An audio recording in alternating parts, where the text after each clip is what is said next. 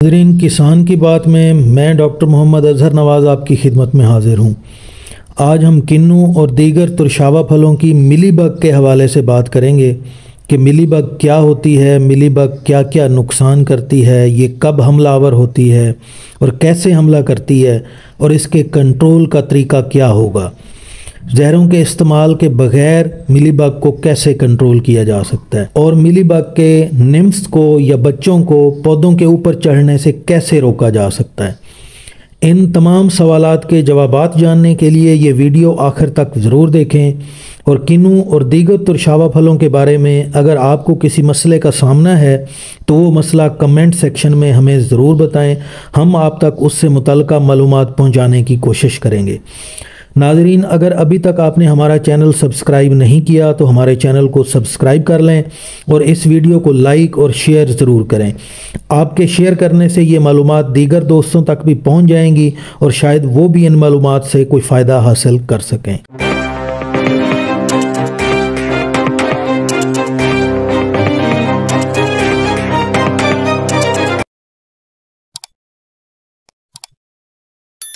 جی ناظرین، ملی بگ ایک رس چوسنے والا کیڑا ہے جو کنو اور دیگر ترشاوا پھلوں اور اس کے علاوہ باقی پودوں پر بھی حملہ کرتا ہے۔ اس کا حملہ کپاس، بھنڈی اور آرائشی پودوں جیسا کہ ہائبسکس، جسے شو فلاور بھی کہتے ہیں، اس پر بہت زیادہ ہوتا ہے۔ ملی بگ آم پر بھی حملہ کرتی ہے، لیکن آم والی ملی بگ جو ہے وہ کنو والی ملی بگ سے مختلف ہے۔ تو بیسیکلی ملی بگ جو ہے سفید رنگ کی موم سے ڈھکا ہوا ایک کیڑا ہوتا ہے جو پتوں، ٹہنیوں اور پھل پر حملہ آور ہوتا ہے۔ یہ اس کی تصویر آپ جو ہے وہ سکرین پر دیکھ سکتے ہیں۔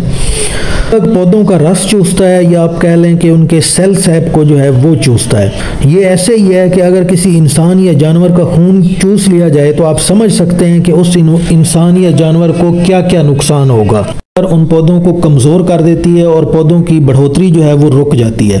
اس کے ساتھ ساتھ ملی بگ ایک چپکنے والا مادہ خارج کرتی ہے جس پر بعد میں سوٹی مولڈ یا کالے رنگ کی فنگس جو ہے وہ لگ جاتی ہے، اور پودے کے پتے جو ہیں وہ مکمل طور پہ کالے ہو جاتے ہیں اور وہ روشنی کو جذب نہیں کر سکتے، اور پودے کے پتوں میں جو خوراک بنانے کا عمل ہے یعنی فوٹوسنتھیسس وہ بہت کم ہو جاتا ہے، جس سے پودا اپنی خوراک کم تیار کرتا ہے۔ اس کے علاوہ ملی بگ جو ہے پھل پر بھی حملہ آور ہوتی ہے، اور پھل کا جو چھلکا ہے اس میں سے کچھ سطح کو جو ہے وہ خراب کر دیتی ہے، اس جگہ پر نشان بن جاتے ہیں اور اس پر جو داغ دھبے بعد میں ظاہر ہو جاتے ہیں، تو وہ پھل ایکسپورٹ کے قابل نہیں رہتا، اس کی کوالٹی جو ہے وہ ایکسپورٹ کوالٹی نہیں رہتی، اور اس پھل کا جو ہے مارکیٹ میں ریٹ بھی جو ہے وہ کم ملتا ہے۔ اس کے علاوہ ملی بگ کے حملہ شدہ پودوں پر پھل کا سائز چھوٹا رہ جاتا ہے، پھل کی کوالٹی ٹھیک نہیں ہوتی، پھل کھٹا ہوتا ہے، اور پودے پر پھولوں اور پھل کا کیرا جو ہے وہ بھی بڑھ جاتا ہے۔ اگر ہم ملی بگ کی دوران زندگی کے حوالے سے بات کریں تو اس کی زندگی کا دورانیہ جو ہے وہ 25 سے 40 دنوں پر مشتمل ہوتا ہے۔ ایک مادہ ملی بگ 300 سے لے کر 600 تک انڈے دیتی ہے۔ ان میں سے ملی بگ کے بچے نکلتے ہیں جن کو نمف کہا جاتا ہے، وہ پودوں سے رس چوستے ہیں۔ مادہ ملی بگ کے پر نہیں ہوتے جبکہ نر ملی بگ کے پر ہوتے ہیں۔ پودوں کو مادہ ملی بگ بہت زیادہ نقصان پہنچاتی ہے جبکہ نر ملی بگ جو ہے وہ بہت ہی کم نقصان پہنچاتی ہے۔ جب نمف والی سٹیج پہ ہوتی ہے، چھوٹی سٹیج پہ، اس وقت نقصان کرتی ہے، لیکن چند ہی دن بعد جو ہے وہ اس کا پیوپا بن جاتا ہے اور اس سے پھر جو ہے پروں والا نر نکلتا ہے جو کہ پودوں پر حملہ آور نہیں ہوتا، وہ صرف مادہ کے ساتھ ملاپ کرتا ہے، میٹنگ کرتا ہے، اور اس کا سمجھ لیں زندگی کا دورانیہ مکمل ہو جاتا ہے۔ ملی بگ زمین کے نزدیک تنے میں موجود جو جگہیں یا دراڑیں وغیرہ ہوتی ہیں ان میں چھپ جاتی ہے، اور اس کے علاوہ جو ہے تنے کے قریب 1 فٹ کے اندر کوئی مٹی وغیرہ اور زمین میں پڑی ہوئی دراڑیں ہیں، اور اگر وہاں پر کوئی جڑی بوٹیاں، گھاس پھوس، کوئی پرانی اس طرح کی چیزیں پڑی ہوئی ہیں تو ان کے اندر چھپ جاتی ہے، اور وہاں پر جو ہے وہ انڈے دیتی ہے۔ جو میں نے پہلے عرض کیا کہ ایک مادہ ملی بگ جو ہے وہ 300 سے 600 تک انڈے دیتی ہے، وہ ان جگہوں پہ پودے کے اوپر رہتے ہوئے رس چوس کے اس کا سائز بڑھ جاتا ہے، پھر وہاں سے وہ زمین میں نیچے آتی ہے، وہاں پر آ کے انڈے دیتی ہے، اس سے پھر بچے نکلتے ہیں، اور وہ جو ہے دوبارہ پودے کے اوپر چڑھ کر جاتے ہیں اور وہاں پر نئے پتوں سے، کونپلوں سے جو ہے وہ رس چوستے ہیں اور سائز میں بڑے ہوتے جاتے ہیں۔ ان کی انسٹارز جو ہیں وہ مطلب ان کی نسل جو ہے وہ چلتی رہتی ہے، ان کا سائز جو ہے وہ بڑا ہو جاتا ہے، اور جب وہ اپنا سائز اٹین کر لیتی ہیں تو وہ جو ہے پھر واپس آتی ہیں، پودے سے اترتی ہیں اور تنے کے قریب یا تنے میں چھپتی ہیں یا تنے کے ارد گرد کے ایریے میں چھپ جاتی ہیں۔ تو اس طرح جو ہے یہ پھر سائیکل چلتا رہتا ہے۔ تو اب آتے ہیں اس کے کنٹرول کی طرف۔ اگر ہم نان کیمیکل کنٹرول کی بات کریں تو اس میں تنوں کے قریب جو ہے مٹی کی ڈھیریاں نہیں لگانی چاہیے، اس کے ساتھ ساتھ پودوں کی جو ہے مناسب شاخ تراشی کی جائے، زمین کی جو پودوں کی جو شاخیں ہیں وہ زمین کے ساتھ نہ لگ رہی ہوں۔ تو ملی بگ جو ہے جب اس کے نیمف پودے کے اوپر چڑھ رہے ہوتے ہیں وہ صرف تنے سے اوپر نہیں جاتے، اگر پودے کی شاخیں جو ہے وہ زمین کے ساتھ لگی ہوئی ہوں تو ملی بگ کے بچے جو ہے ان کے ذریعے بھی جو ہے پودے کے اوپر چڑھ سکتے ہیں۔ اسی طرح ایک پودا متاثرہ پودا جس کے اوپر ملی بگ کے بچے نیمف موجود ہیں، اگر اس کی شاخیں ساتھ والے پودے کے ساتھ لگ رہی ہیں تو وہ ایک پودے سے دوسرے پودے تک بھی جو ہے ملی بگ شفٹ ہو جاتی ہے۔ تو اس لیے مناسب طور پر پودوں کی جو ہے وہ شاخ تراشی بہت ضروری ہے۔ اس کے علاوہ پودے کے تنے پر جو ہے اگر 6 انچ چوڑی پلاسٹک کی شیٹ لپیٹ دی جائے تو وہ ملی بگ جو ہے تنے سے اوپر نہیں چڑھ سکے گی، اور وہ جو سٹرپ سی ایک لگی ہوئی ہوگی پلاسٹک شیٹ تو اس کے نیچے جو ہے وہاں پر کافی ساری اکٹھی ہو جاتی ہے جس پر سپرے کر کے اسے کنٹرول کر دیا جاتا ہے۔ تو اس طرح نان کیمیکل طریقہ کار سے بغیر کسی زیادہ زہر کا استعمال کیے صرف وہ پلاسٹک شیٹ لگا کے آپ ملی بگ کی جو بچے ہیں جو نیمف ہیں ان کو پودے کے اوپر چڑھنے سے روک دیتے ہیں، نہ وہ پودے کے اوپر جائیں گے اور نہ جا کے جو ہے نئے پتوں اور نئی شاخوں اور کونپلوں اور وہاں پر جا کے نہ کوئی نقصان کریں گے۔ تو اس کے علاوہ اگر ہم نان کیمیکل کنٹرول کے ذریعے مکمل طور پر اگر ملی بگ کو کنٹرول نہ کر سکیں تو پھر مارکیٹ میں ایسی کچھ زہریں بھی موجود ہیں جو ملی بگ کو کنٹرول کرنے کے لیے استعمال کی جا سکتی ہیں۔ ایک بات یاد رکھیں کہ ملی بگ کے کیمیکل کنٹرول کے حوالے سے کیمیکل جو ہے وہ اچھی آپ سمجھ لیں کہ کیمیکل کا کوئی ٹاپ کوالٹی کا ہونا اتنا ضروری نہیں ہے جتنا ملی بگ کو سپرے کرتے ہوئے سپرے کی کوریج جو ہے وہ زیادہ امپورٹنٹ ہے۔ جب تک ملی بگ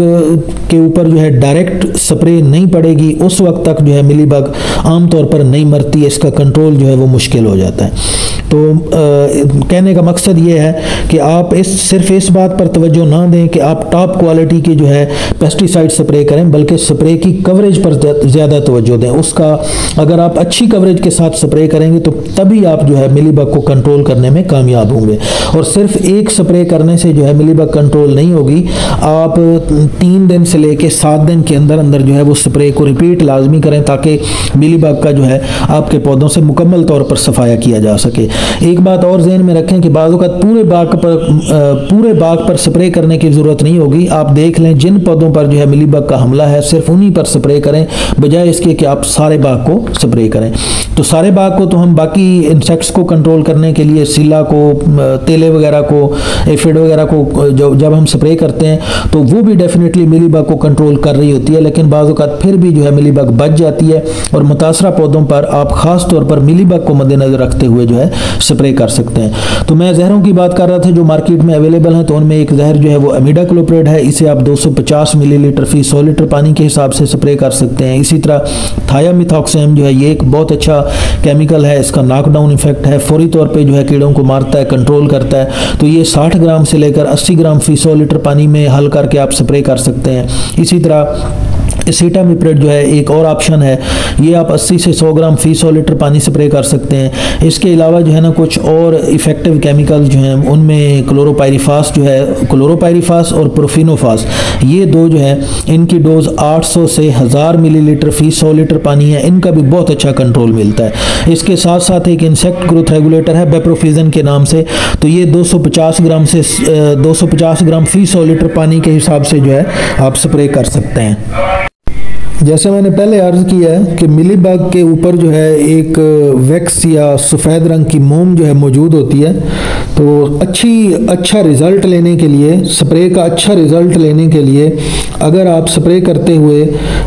تقریباً 75 گرام سرف جو ہے فی 100 لیٹر پانی اگر شامل کر دیں تو یہ سرفیکٹنٹ کے طور پہ کام کرتا ہے اور کیمیکل کا اثر جو ہے وہ بڑھ جاتا ہے۔ آپ کا جو رزلٹ ہے وہ کیمیکل کے سپرے کرنے سے رزلٹ بہتر آئے گا اور ملی بگ کو جو ہے آپ مکمل طور پر جو ہے وہ کنٹرول کر سکیں گے۔ ناظرین، امید ہے آپ کو یہ معلومات اچھی لگی ہوں گی، تو یہ اپنے دوستوں کے ساتھ ویڈیو کو ضرور شیئر کریں، اور ہمارے چینل کو ابھی تک اگر آپ نے سبسکرائب نہیں کیا تو چینل کو سبسکرائب کر لیں اور ویڈیو کو لائک اور شیئر کرنا نہ بھولیں۔